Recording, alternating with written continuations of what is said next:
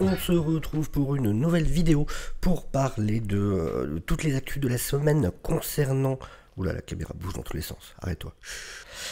Une nouvelle vidéo pour parler de toutes les news concernant les grèves cette semaine, avec des petits bonus de choses qui vont avec, qui montrent que tout ça est en train de s'étendre petit à petit.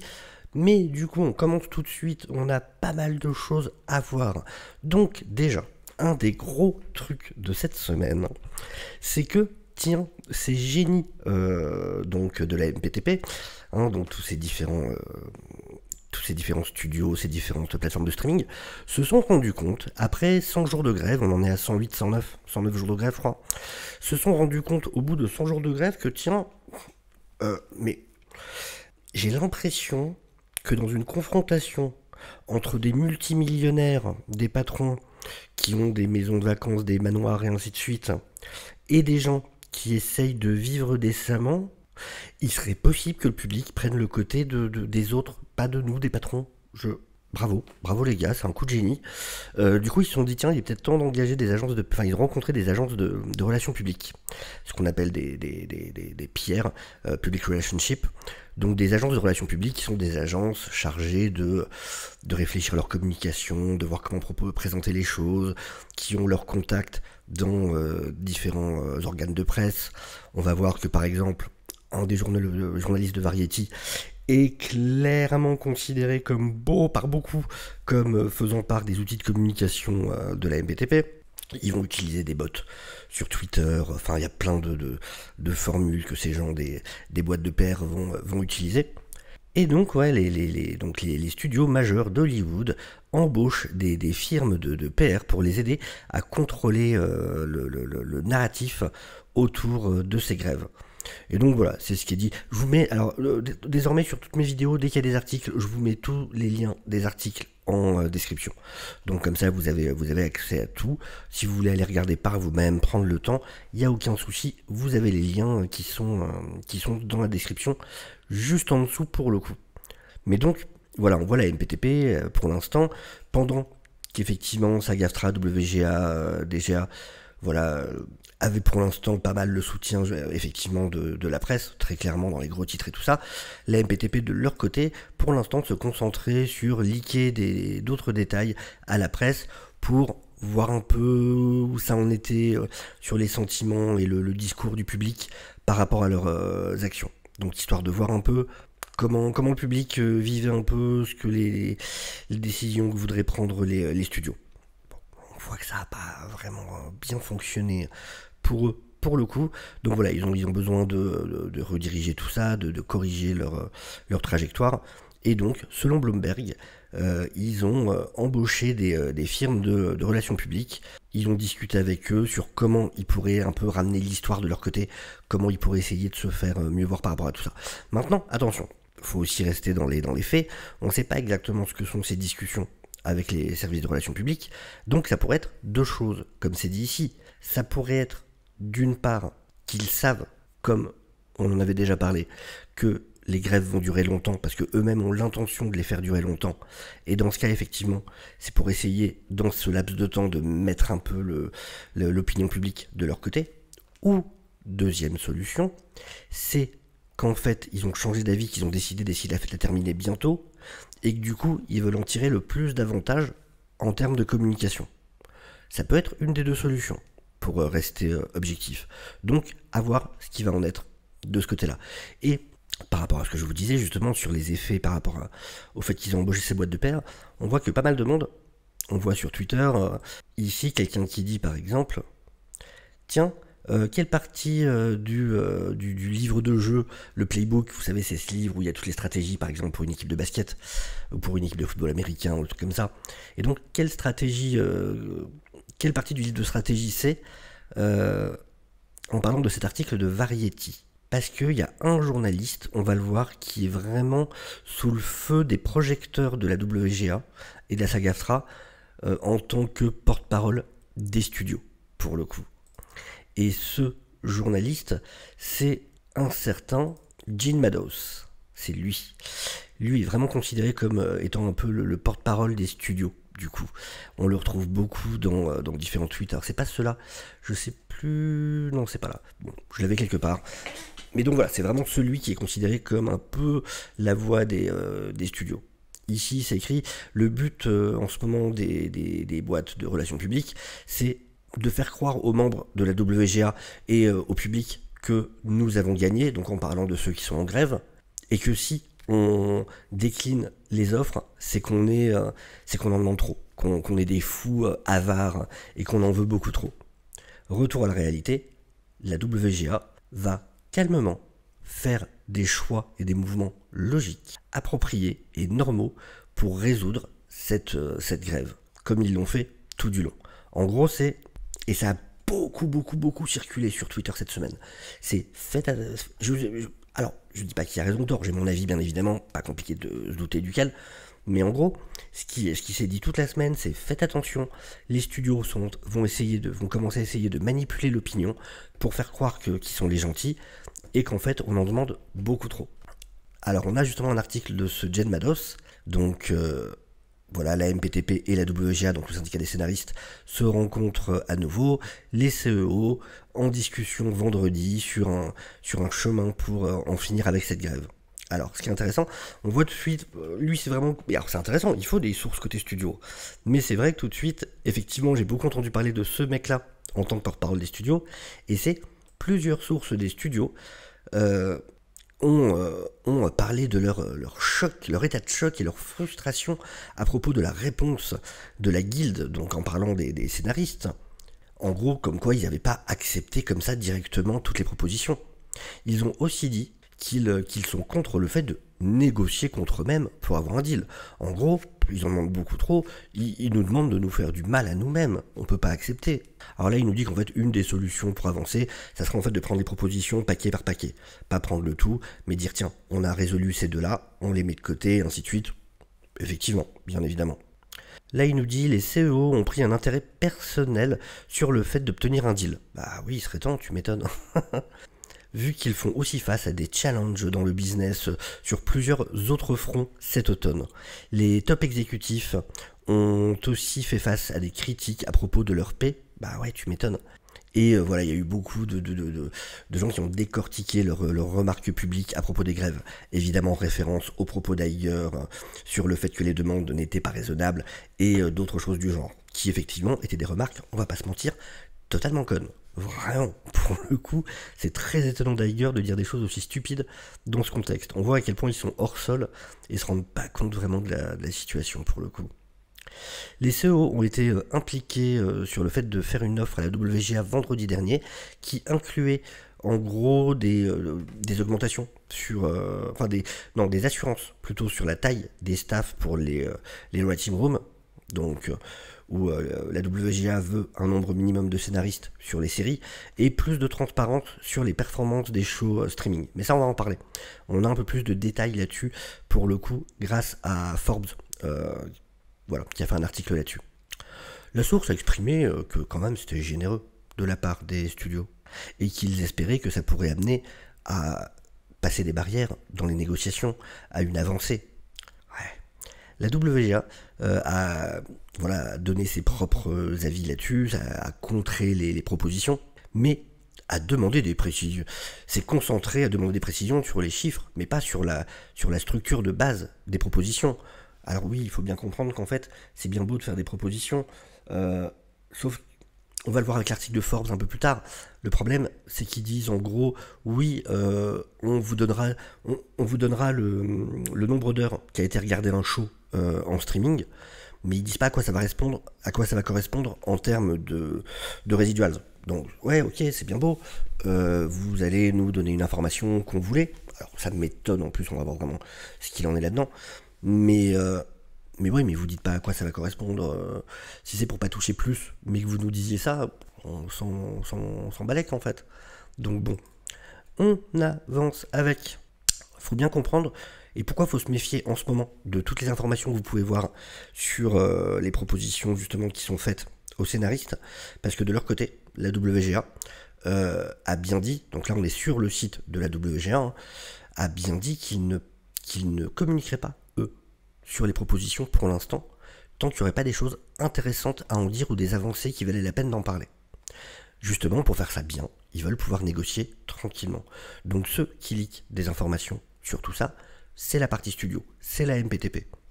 Et voilà tout ce qu'a dit, pour le coup, le 18, vous voyez, tout ce qu'a dit la WGA. Chers membres, vendredi dernier, 102 jours après qu'ils soient partis de la table de négociation et qu'ils nous aient mis en grève, la MPTP a offert des réponses à nos propositions dans les différents domaines sur lesquels il fallait qu'on discute. On s'est rencontrés cette semaine, nous continuons à échanger des propositions, nous allons continuer à nous rencontrer la semaine prochaine. Merci beaucoup pour vos messages de support et de solidarité, machin, c'est tout.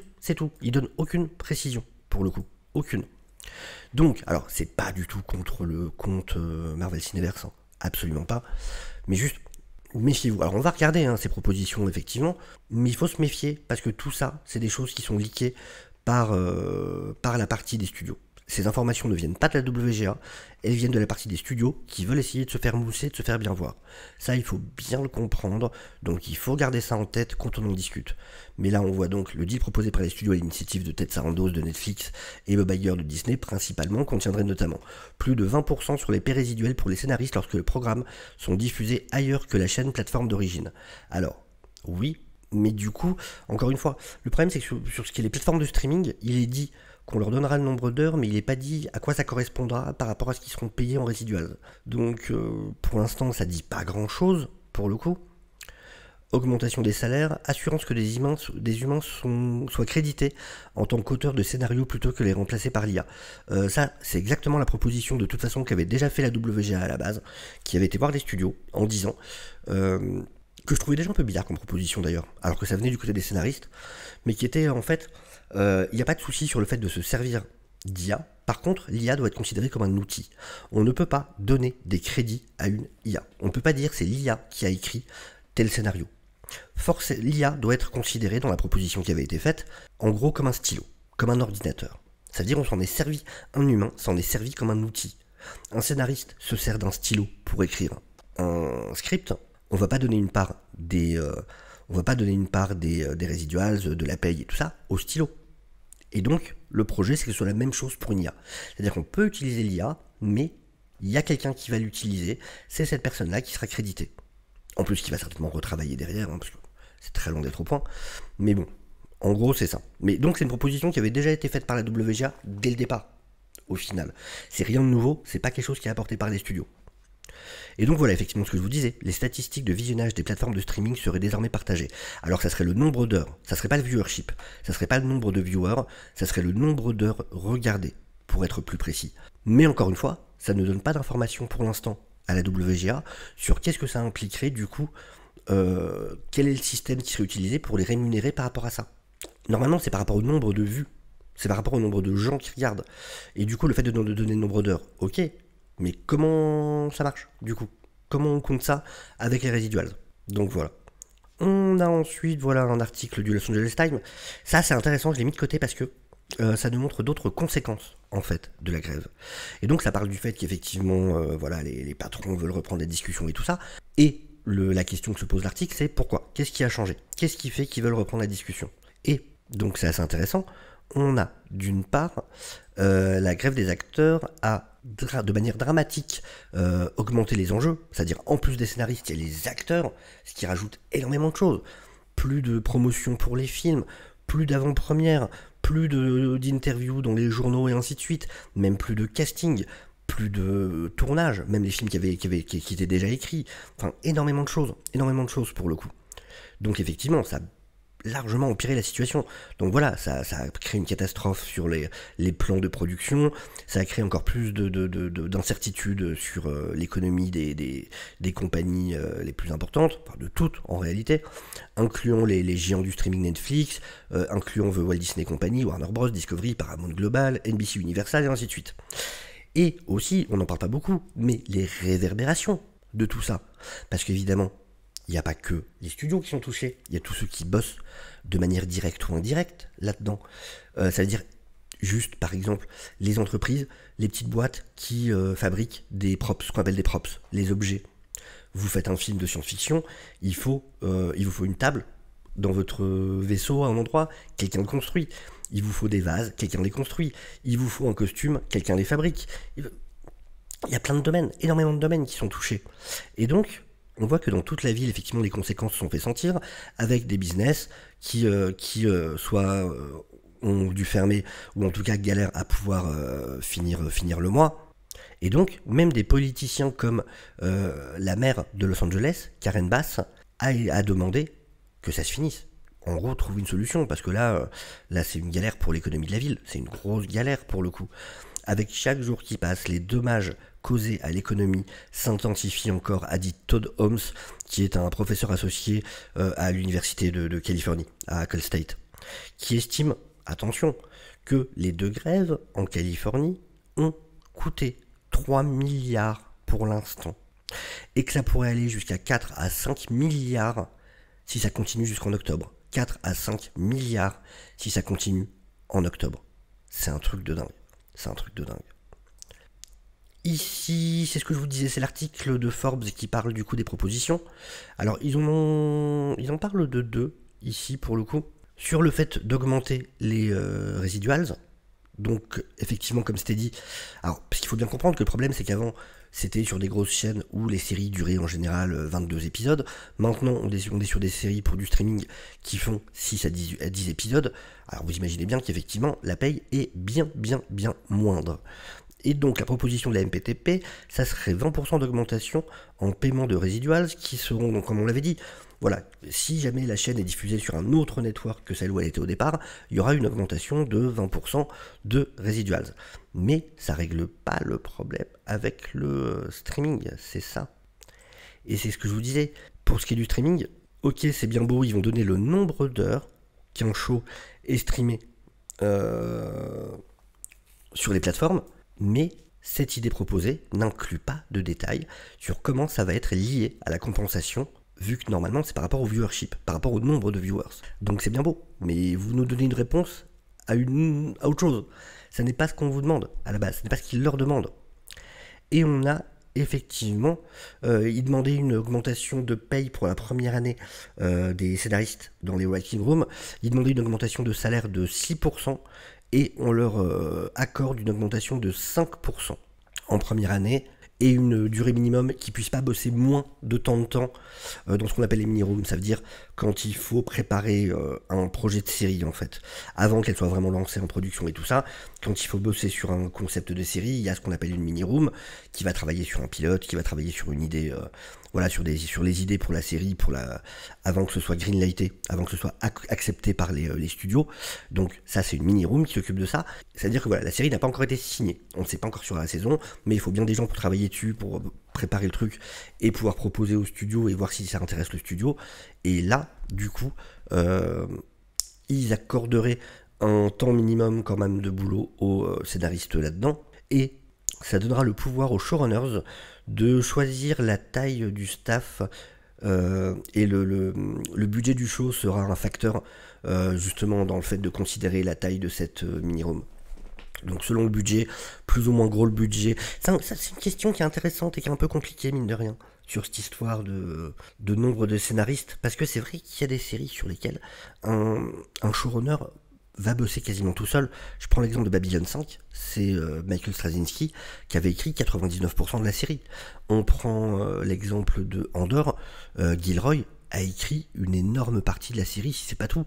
Donc du coup, il y a la peur, et qui est justifiée pour le coup, c'est une vraie question à se poser, de est-ce que ça risque pas d'amener du coup à devoir embaucher des scénaristes qui en réalité serviront à rien, mais juste on a besoin de nous pour dire oui c'est bon on a le nombre de scénaristes, mais en fait c'est une personne qui écrit la série.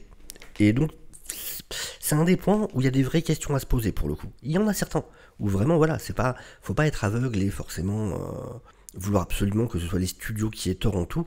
Il y a des vraies discussions à avoir. Il y a eu cette intervention sur Instagram du réalisateur de Tron Ares, donc Tron 3 pour Disney, donc Joachim Ronning, qui, c'est intéressant de se rappeler que voilà, il y a des réals. Il explique que bah ouais, son film devait commencer à tourner. En fait, c'était le jour où le film devait commencer à tourner, où il avait mis un message sur Instagram en disant bah ouais, là on devait commencer à tourner. On a plus de 150 personnes qui devaient avoir du taf, qu'on a dû virer à cause des grèves, et j'espère que ça va se régler. Et c'est pas un mouvement anti-grève ou machin, c'est juste, fait chier. Fait chier, c'est des gens qui devraient pouvoir travailler, qui le peuvent pas. J'espère que ça va se régler assez vite. Et c'est totalement compréhensible. Pour le coup, il y a une frustration énorme de plein de monde.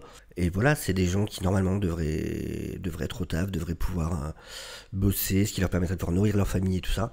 Et c'est pas possible parce qu'on est bloqué dans cette situation. Un élément qui est super important, qui pourrait aussi jouer sur peut-être motiver un petit peu les studios à trouver une solution plus rapide, ce sont les mandataires.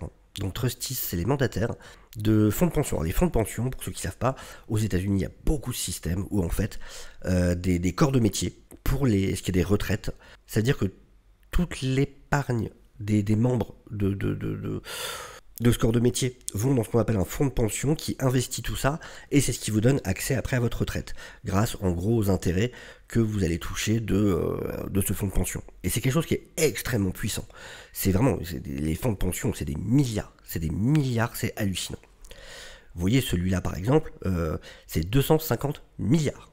250 milliards. Et en fait, ce fonds de pension particulier dont on va parler représente les profs à New York, la police représente, on verra, c'est écrit après tout ce qu'il représente.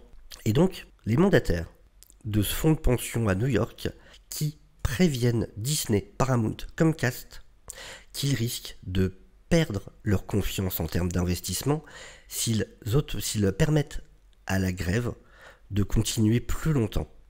Une lettre signée par Brad Lander, qui est le contrôleur des comptes en fait pour New York City, qui travaille pour les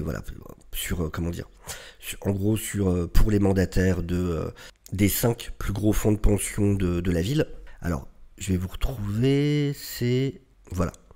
Donc les 5 fonds de pension en question, c'est donc le système de retraite des professeurs, les employés, le système de retraite des employés de la ville de New York, pour la police, donc le système de pension pour la police, pour les pompiers et pour l'éducation, pour ceux qui font partie des membres de l'éducation. Donc vous voyez, c'est un gros truc, Et donc il a envoyé une lettre et dans laquelle il a envoyé à plusieurs membres, Bob Iger, il a envoyé au patron de Comcast et à d'autres. Dans une lettre au CEO de Disney, Bob Iger, Lander a noté que les fonds de pension sont des gros propriétaires d'actions pour Disney, avec environ 2,7 millions d'actions pour une valeur de 229,2 millions de dollars. Pareil avec Comcast, chez qui il possède 272,7 millions, et pareil chez Paramount, même si c'est moins important, c'est 10 millions.